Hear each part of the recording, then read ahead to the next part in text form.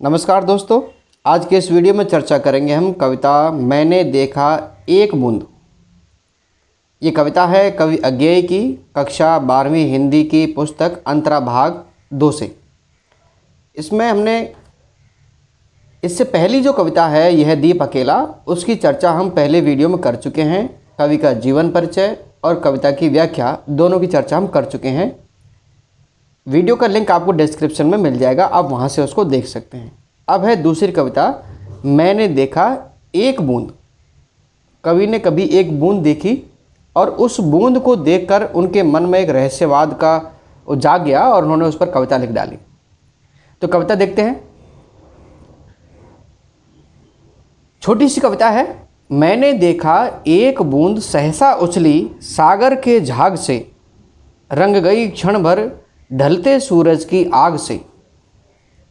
मुझको दिख गया सूने विराट के सम्मुख, हर आलोक छुआ अपनापन है उन्मोचन नश्वरता के दाग से। तो कवि इस कविता में क्या कह रहे हैं, इसके मुख्य बिंदुओं को देखेंगे। कवि कहते हैं कि ये जो कविता है वो अस्तित्ववाद से प्रभावित कविता है। अब अस्तित्ववाद क्या है? अस्तित्ववाद का मतलब होता है कि जो किसी के अस्तित्व को महत्व दे, कि हाँ भाई यहाँ मैं भी हूँ, कोई मुझे भी समझे। व्यक्तिवाद से प्रभावित कविता है ये। कभी व्यक्ति के महत्व को, यानी कि भाई समाज के सामने समाज का तो महत्व होता ही है, लेकिन व्यक्ति का भी महत्व है। ऐसा नहीं कि समाज के हितों के लिए व्यक्ति के हितों की बलि चढ़ा दो ना, व्यक्ति का महत्व भी है और समाज का महत्व भी है। तो यहाँ कवि अस्तित्ववाद से प्रभावित होते हैं और व्यक्तिवाद से प्रभावित होते हैं। इस कविता में कवि एक बूंद के माध्यम से, कि सागर में से एक बूंद अचानक उछल जाती है और उस बूंद का महत्व कितना है कि एक क्षण के लिए वो बूंद उछली, लेकिन उस सागर से अलग हो गई। सागर में जब तक मिली हुई थी तब तक वो पानी ही थी, पानी के छोटे छोटे कण थी, उसका कोई वैल्यू नहीं थी, कोई उसका अस्तित्व नहीं था, एक बूंद के रूप में उसकी पहचान नहीं थी। लेकिन जैसे ही वो अलग होती है, उसकी बूंद के रूप में उसको पहचान मिल जाती है और सूरज की रोशनी से वो रंग जाती है। तो इसमें क्षण के महत्व को प्रतिपादित किया गया कि एक क्षण में एक क्षण किस तरह से उसके अस्तित्व की पहचान करा देता है। यहाँ बूंद व्यक्ति का प्रतीक है और सागर समाज का प्रतीक है। तो इस कविता का अर्थ बड़ा गहन है। व्यक्तिवाद और समाजवाद दोनों की बात है कि व्यक्ति भी प्रधान होता है, समाज भी प्रधान होता है, लेकिन समाज से ज़्यादा जरूरी है कि व्यक्ति के अपने अस्तित्व की पहचान उसको होना जरूरी है कि उसमें कौन सी विशेषताएं हैं। इससे पहले हमने जो कविता पढ़ाई थी आपको, यह दीप अकेला, उसमें भी कवि क्या कहते हैं कि व्यक्ति को दे दो समाज के लिए, व्यक्ति को समाज में मिला दो, इस दीपक को पंक्ति में मिला दो। वहाँ वो समाज का महत्व बताते हैं, समाज के महत्व के साथ साथ व्यक्ति का महत्व भी बताते हैं कि इसमें इतने सारे गुण हैं। इतने सारे गुणों वाला व्यक्ति यदि हमें मिलेगा, समाज को मिलेगा, तो समाज को बड़ा लाभ होगा, समाज की शक्ति बढ़ेगी। लेकिन उसके साथ साथ वो ये भी कहते हैं कि इसमें बहुत सारे गुण हैं, भले ही अकेला है लेकिन गुणवान है, श्रेष्ठ है। तो वहाँ भी वो व्यक्ति के अस्तित्व को बनाए रखना चाहते हैं। और यहाँ भी वो यही कह रहे हैं कि भले ही एक क्षण के लिए सही उस व्यक्ति के अस्तित्व को पहचाना जरूर जाना चाहिए, उसके महत्व को जरूर पहचाना जाना चाहिए। अब इसके संदर्भ को देखते हैं कि व्याख्या करेंगे तो हम इसका संदर्भ कैसे लिखेंगे। तो संदर्भ लिखेंगे, इसका संदर्भ है प्रस्तुत काव्यांश हमारी पाठ्य पुस्तक अंतरा भाग 2 में संकलित मैंने देखा एक बूंद कविता से लिया गया है। इसके रचयिता कवि अज्ञेय हैं। कवि अज्ञेय सच्चिदानंद हीरानंद वात्स्यायन अज्ञेय, ये इनका पूरा नाम है। तो संदर्भ इस तरह से आप लिख सकते हैं। अब आते हैं प्रसंग पर। प्रसंग, प्रस्तुत कविता में कवि सागर से उठने वाली एक बूंद के क्षण के महत्व को प्रतिपादित कर रहे हैं। एक क्षण के लिए बूंद अपने अस्तित्व को पहचान पाती है।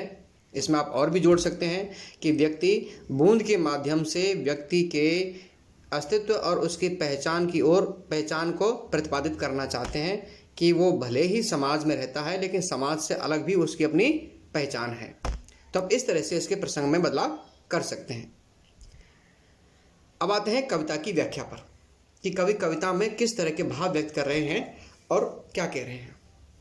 तो देखिए, कविता है, बहुत छोटी कविता है। मैंने देखा एक बूंद सहसा उछली सागर के झाग से, रंग गई क्षण भर ढलते सूरज की आग से। कवि कहना चाह रहे हैं कि मैंने देखा एक बूंद सहसा उछली, सहसा माने अचानक, सागर के झाग से, यानी कि सागर समुद्र के झाग से एक बूंद अचानक निकल आई, ऊपर उछल गई।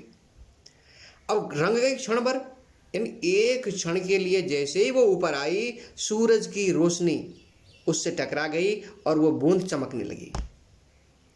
तो आप भावों को समझने की कोशिश करें कि वो जो बूंद है, जब तक वो सागर में मिली हुई है, वो नहीं रंगी गई। सूरज की रोशनी को उसने अलग से नहीं देखा, उसका स्वाद नहीं चखा। लेकिन जैसे ही वो सागर में से अलग हो जाती है, एक बूंद के रूप में अलग आती है, वैसे ही उसको सूरज की रोशनी से एक अलग पहचान मिल जाती है, वो रंग जाती है, उसको बूंद नाम मिलता है। तो कवि यहाँ यही कहना चाह रहे हैं कि भले ही वो बूंद एक क्षण के लिए सागर से बाहर निकली, उसी क्षण उसने अपनी अलग पहचान बना ली, उसको अपने अस्तित्व का पता चला कि हाँ, मेरा भी कुछ अस्तित्व है, एक बूंद के रूप में उसका अस्तित्व है। तो सूरज की रोशनी उस पर जब आती है तो वो रंग जाती है, और वो एक क्षण के लिए रंगती है, लेकिन एक ही क्षण में उसको पहचान मिल जाती है। ठीक ऐसे व्यक्ति होता है। व्यक्ति जब तक समाज के साथ रहता है, उसके गुणों की कदर नहीं होती, लोग उसको पता ही नहीं चलता कि मेरे अंदर कितनी विशेषता है, सब वो समाज के साथ समान भाव से रहता है। लेकिन जैसे ही वो समाज से अलग होकर अपने व्यक्तित्व को निखारता है, अपने अस्तित्व की पहचान कराता है कि हाँ, मैं भी इस समाज के लिए कुछ कर सकता हूँ, इस समाज से अलग भी मेरा अस्तित्व है, ऐसा नहीं कि मैं केवल समाज के लिए बना हूँ और समाज मेरे लिए नहीं, मैं ही समाज के लिए करता जाऊँ, समाज मेरे लिए कुछ ना करे, ऐसा नहीं। मैं समाज के लिए करता हूँ तो समाज भी मेरे लिए करे, क्योंकि मेरा भी अस्तित्व है, मेरी भी पहचान है, मैं व्यक्ति हूँ। तो कवि कह रहे हैं, मुझको दीख गया सुने विराट के सम्मुख, हर आलोक छुआ अपनापन, है उन्मोचन नश्वरता के दाग से। मुझको दीख गया सुने विराट के सम्मुख, विराट मान विशाल। कहते हैं कि मुझे उस सुने विराट, सुने उस विशाल समुद्र के सामने दिख गया। क्या दिख गया? हर आलोक, आलोक माने प्रकाश, छुआ अपनापन, प्रकाश का अपनापन मुझे मिल गया। है उन्मोचन, उन्मोचन कहते हैं उन्मुक्त, आजाद, मुक्त, नश्वरता के दाग से, जो नश्वरता के दाग से आजाद हो चुका है, अर्थात वो अब नष्ट नहीं होगा। तो कवि क्या कहना चाहते हैं? कवि कहना चाहते हैं कि मुझको ये दिख गया कि जो एक बूंद सागर से उछली थी, अब उस सागर के सामने उसकी हैसियत, उसकी औकात भले ही तुच्छ है, कुछ नहीं है, लेकिन फिर भी उसे सूरज की रोशनी मिलने से एक नई पहचान मिली। उस शून्य विराट के सामने वो अकेली बूंद खड़ी है और उस सूरज की रोशनी से रंग जाती है, तो उसका अस्तित्व अलग पहचान में आता है।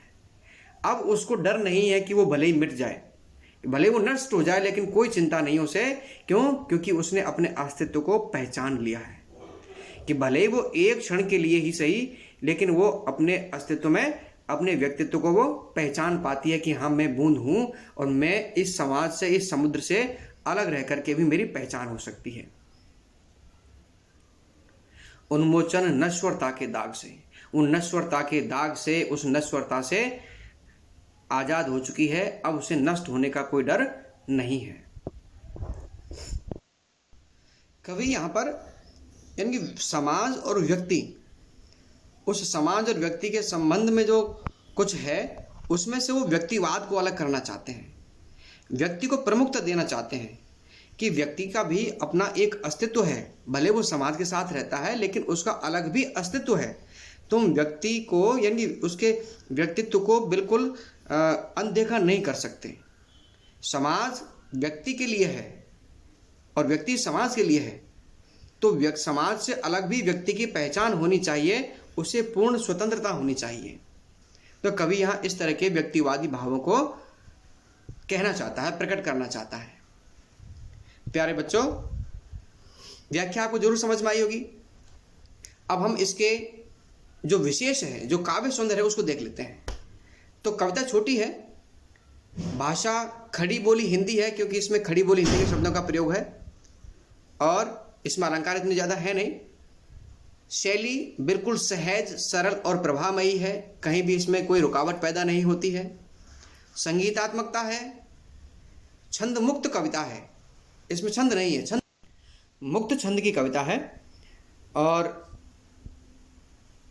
इसमें वीर रस है, उत्साह नामक स्थायी भाव वाला वीर रस है, क्योंकि ये कविता पढ़ने से व्यक्ति के मन में उत्साह का संचार होता है, इसलिए इसमें वीर रस है और ओज गुण है। विद्यार्थियों, इस वीडियो को अपने दोस्तों के साथ ज़रूर शेयर करना और चैनल को सब्सक्राइब कर लेना और वीडियो को लाइक करना। धन्यवाद।